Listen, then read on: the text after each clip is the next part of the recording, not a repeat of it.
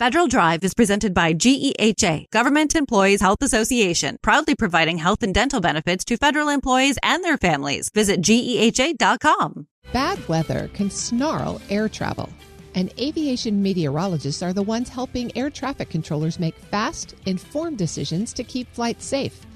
But a new GAO report finds that staffing at FAA's Center Weather Service units has dropped to critical levels, adding to the stressors already challenging the airspace system. Here with more details on their findings and recommendations is Director, Physical Infrastructure Team at the Government Accountability Office, Derek Collins. Mr. Collins, thank you so much for joining me. Thank you for having me, Terry. GAO has just released a report on the staffing situation around aviation meteorologists. I want to begin by having you tell me what those people are and what they do. Sure. So as the flying public knows, bad weather can cause havoc on our best-made air travel plans. The National Weather Service puts aviation meteorologists on site at FAA's Air Traffic Control System Command Center and FAA's 21 air traffic control centers to help air traffic controllers make weather-related decisions like changing a plane's route for safety.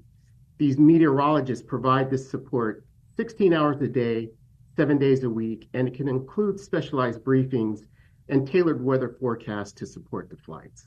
Anyone that's ever flown out of Miami or Tampa in the summertime knows about these people and what they do then.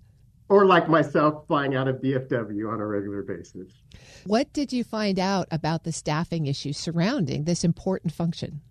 So, Terry, our bottom line is we found that the meteorologist staffing levels were creating a strain on the staff to provide the needed services. And further, that FAA has not yet identified risks to the safety and efficiency of the national airspace system posed by the current staffing levels. You know, we found that the number of active meteorologists as of June 2025 was 69, with only 8 of the control centers fully staffed and 5 control centers with just 1 or 2 meteorologists. According to the Weather Service and an association representing the meteorologists, this has strained the remaining staff as they try to provide service 16 hours a day, 7 days a week. 69 are there. What's the target level? How many vacancies do we have? So under the interagency agreement that is set to expire at the end of this month, and this agreement is with FAA and the Weather Service, the command center should have 6 meteorologists, and each of the control centers should have 4 meteorologists. Now, an amendment to the agreement capped staffing at 81 positions, but it did not specify the distribution across the centers. So as I mentioned, you have 5 control centers that just have 1 or 2 meteorologists, such as Oakland with 1 and Washington, D.C. and Boston with 2.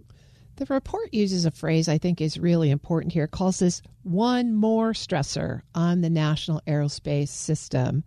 What are the operational consequences of these staffing shortfalls? So this is one of the things that stood out to us as we were doing the work, is that the national airspace system is already under strain with air traffic controller shortages and periodic equipment failures in the aging traffic control system. The potential compounding effects of current aviation meteorologist staffing levels on the safety and efficiency of the national airspace system is concerning. You know, the bottom line here is the overall system is stressed. Do you have any particular incidents that you would highlight that resulted from this shortfall in aviation meteorologists? So I don't want to specify a specific incident. I think the general concern that we have regarding the meteorologists is they've had to work overtime, forego leave, cover 2 or more areas of responsibility at one time to continue to provide support services 16 hours a day, 7 days a week. And the association representing the meteorologists also noted the strain on the meteorologists and said that they're suffering from burnout, fatigue, and low morale. Has the staffing issue been affected by the Trump administration's optional departures? Have people taken the opportunity to retire early or separate? So the staffing issue is longstanding. FAA told us that attrition is why they've averaged about 81 meteorologists from 2019 through 2024. But others have pointed to retirements and the deferred resignation program, as well as the hiring freeze as additional stressors towards hiring these meteorologists. I'm speaking with Derek Collins. He's a director in the physical infrastructure team at the Government Accountability Office. One of the other things in this report, Derek, is that it says the FAA hasn't fully identified the risks posed by low staffing. As I read your findings, it sounded a little bit like the National Weather Service and the FAA were kind of pointing fingers at each other, saying, it's your problem, no, it's your problem. What does GAO recommend here in terms of solving, recruiting, hiring? How do you get more aviation meteorologists on the job?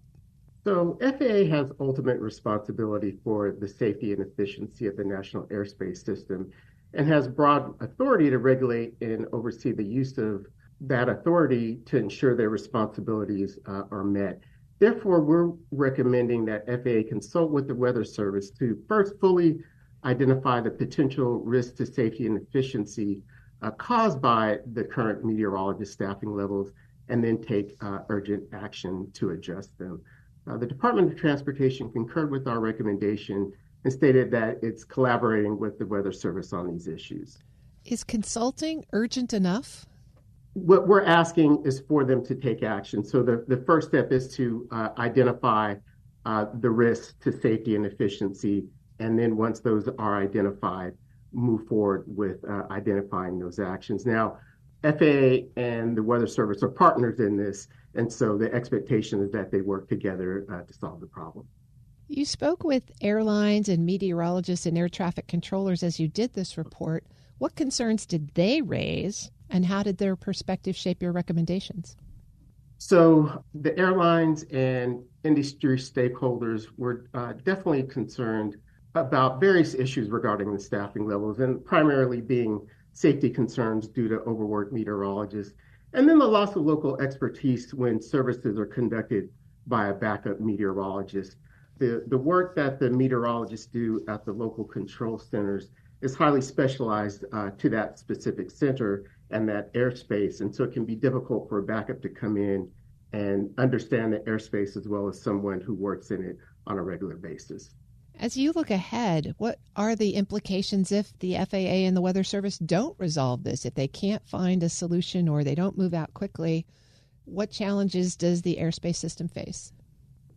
Again, Terry, given all the stressors on the system, it's critically important for FAA and the Weather Service to solve this issue. And in particular, as I mentioned earlier, FAA is ultimately responsible for ensuring the safety and efficiency and has broad authority to do so regarding the national airspace. And so using that authority in the near term to address these concerns is critically important. If you were sitting at the table with the FAA and the Weather Service during this consultation, are there particular actions you would suggest that they pursue?